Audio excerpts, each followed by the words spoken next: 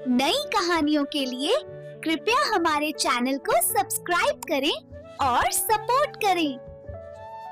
दूर पहाड़ियों के बीच बसा है एक छोटा सा गांव, शांतिनगर, जहां हर सुबह मंदिर की घंटियों की मधुर आवाज गूंजती है। खेतों में किसान मेहनत करते हैं और बच्चे खिलखिलाकर स्कूल जाते हैं। लेकिन इसी गांव की एक छोटी सी झोपड़ी में रहता है हमारा नन्हा हीरो राहुल। हे गोविंद, कभी भी मेरे बेटे को भूखा ना सोने देना, हमेशा खुश रखना, उसकी मुस्कान को कभी न मुरझाने देना। कमरे के कोने में राहुल पुरानी चारपाई पर सो रहा है। अचानक छत से पानी की बूंद गिरती है। अरे, यह छत फिर से टपक रही है। उठ गए बेटा, आज तुम्हारी परीक्षा है माँ। हाँ माँ, आज मैं पूरे 20 में से 20 नंबर लाऊंगा। ठीक है बेटा, ये लो प्रसाद खाओ। माँ, आप भी खाओ। नहीं बेटा, मैंने खा लिया है। राहुल नहाकर तैयार होकर स्कूल के लिए अपना फटा हुआ बैग उठाता है। बाहर निकलते ही गली में एक कुत्ता उसका पीछा करता है। भाग यार, मेरे पास तुम्हारे लिए कुछ नहीं है। तभी उसे याद आता है कि उसकी जेब में प्रसाद का छोटा टुकड़ा है। वह उसे कुत्ते को दे देता है। कुत्ता उसे चाट कर चला जाता है। स्कूल गेट पर उसके दोस्त रोहन और प्रिया इंतजार कर रहे हैं। अरे राहुल, तुम्हारी यूनिफॉर्म में नए पैच किसने लगाए? मेरी माँ ने। देखो, यहाँ उन्होंने छोटे फूल भी बनाए हैं। तभी विकी, एक अमीर सेठ का बेटा, अपने दोस्तों के साथ पर आता है। अरे ओ कचरा उठाने वाले, देखो कचरा उठाने वाला आ गया। मेरे घर के आगे से कचरा कब उठाएगा? कुछ बच्चे हंसने लगते हैं। राहुल का चेहरा उतर जाता है। प्रिया गुस्से में आग बबूला हो जाती है। विक्की, तुम्हारे पास इतना पैसा है, फिर भी तुम्हारे अंदर इंसानियत नहीं है। अगली बार तुमने कुछ कहा। विकी डर जाता है। तभी घंटी बजती है और सभी क्लास में चले जाते हैं। क्लास में टीचर मिस्टर शर्मा गणित पढ़ा रहे हैं। आज हम गुणा करना सीखेंगे। राहुल, बताओ 8 गुना 7 कितना होता है?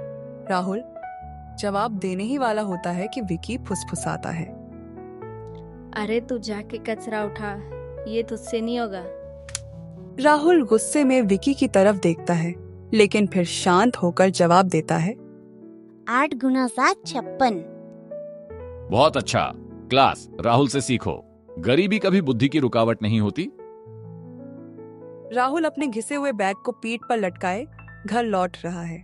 रास्ते में वह देखता है कि उसकी माँ एक अमीर घर में झाड़ू लगा रही हैं। मालकिन उन पर चिल्ला रही है, इतना धीरे हाथ क्यों चला रही है? जल्दी कर, अभी किचन भी साफ करनी है। राहुल की आंखों में आंसू आ जाते हैं। वह छुपकर वहां से निकल जाता है। घर पहुंचकर वह भगवान कृष्ण की मूर्ति के सामने बैठ जाता है। हे कृष्ण, क्या मेरी माँ हमेशा ऐसे ही दूसरों के घरों में काम करती रहेगी? क्या तुम हमारी मदद नहीं करोगे? तभी अचानक मूर्ति से एक रोशनी निकलती है। राहुल की आंखें बंद हो जाती हैं। उसे भगवान कृष्ण दिखाई देते हैं। राहुल, तुम्हारी माँ की भक्ति और तुम्हारा सच्चा प्यार मुझे बहुत प्रिय है। जल्दी ही तुम्हारी सारी मुश्किलें दूर हो जाएंगी। राहुल की आंखें खुलती हैं। वह देखता है कि मूर्ति के पास एक नई चमकती हुई माला रखी हुई है, ताजा फूलों की, जो पहले वहां नहीं थी। तभी शांति देवी घर आती हैं। बेटा, आज सेठ जी ने मुझे थोड़े ज्यादा पैसे दिए हैं। बोले मैं सबसे मेहनती हूँ, कल हम इन पैसों से तुम्हारे लिए नए कपड़े खरीदेंगे। राहुल बिना कुछ कहे दौड़कर माँ को कसकर गले लगा लेता है। उसकी आंखों में अब आंसू नहीं, बल्कि चमक है। माँ, अब अच्छे दिन आने वाले हैं।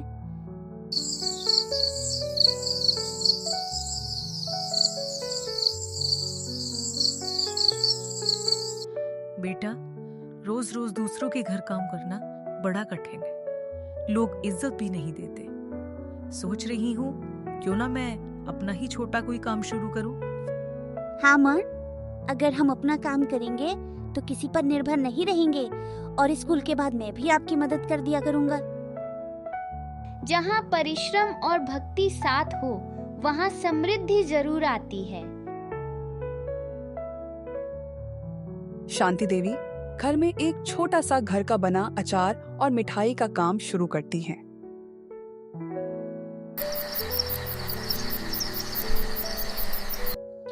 घर का बना स्वादिष्ट अचार, शुद्ध घी की मिठाई ले लो, आ जाओ। अब औरत दुकान चलाएगी। कुछ लोग हंसते हैं, लेकिन धीरे धीरे बच्चे और औरतें खरीदने लगते हैं। रोहन और प्रिया भी मदद करते हैं। रोहन ग्राहकों को बुलाता है। मैं अपने पड़ोसियों को सबको बताऊंगा कि अचार और मिठाइयाँ आपसे ही ले। अरे आंटी, ये तो बहुत अच्छा आइडिया है। धीरे धीरे पूरा गांव आपके पास आएगा। कुछ बच्चे और लोग और मिठाइयाँ खरीदते हैं। दिन खत्म होने वाला है। शांति देवी काम संभालकर राहुल के साथ घर चली जाती है।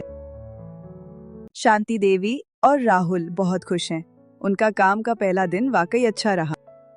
शांति देवी ने कल की तैयारी शुरू कर दी है। शांति देवी का काम चल पड़ता है।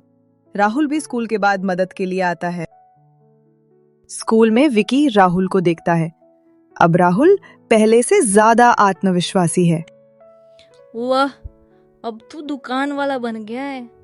कल तक जो सफाई करता था और आज वो अचार और मिठाइयाँ बेच रहा है। मेहनत करने में कोई शर्म नहीं करनी चाहिए विकी। शर्म तो उसको आनी चाहिए जो दूसरों को नीचा दिखाता हो। रात को शांति देवी के सारे अचार के मटके उल्टे पड़े मिलते हैं। हे कृष्ण, हमने किसी का बुरा नहीं किया, फिर हमारे साथ ही ऐसा क्यों? माँ, हार मानने से अच्छा है फिर से शुरू करना। भगवान कृष्ण हमारी मदद करेंगे। सच्चे कर्म और विश्वास की परीक्षा होती है। हारो मत, यही तो शुरुआत है। अगले दिन गांव की औरतें खुद आकर मदद करती हैं। बहन, हम सब मिलकर तेरे लिए अचार बनाएंगे। गांव का मेला लगता है। ग्राहक बढ़ते हैं। शांति देवी का स्टॉल सबसे भीड़ वाला है। सेठ जी देखते हैं, हैरान होते हैं। अरे, ये तो वही औरत है जो पहले मेरे घर काम करती थी। इसका काम तो काफी अच्छा चल रहा है। मैं इनका अचार और मिठाइयों को खराब कर देता हूँ, फिर देखता हूँ इनकी मिठाइयाँ कैसे बिकती हैं। विकी ईर्ष्या में बदला लेने के लिए अचार में नमक डालकर खराब कर देता है। अगले दिन शांति देवी ने अपना काम शुरू कर दिया और ग्राहक आने लगे।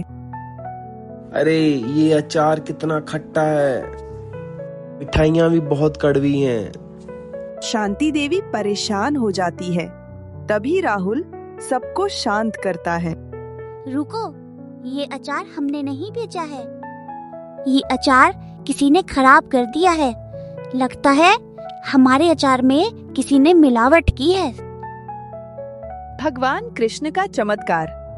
अचानक हवा चलती है और नमक का पैकेट वहीं गिरता है जहां विकी छिपा होता है। सबको सच पता चलता है। ये तो विक्की है।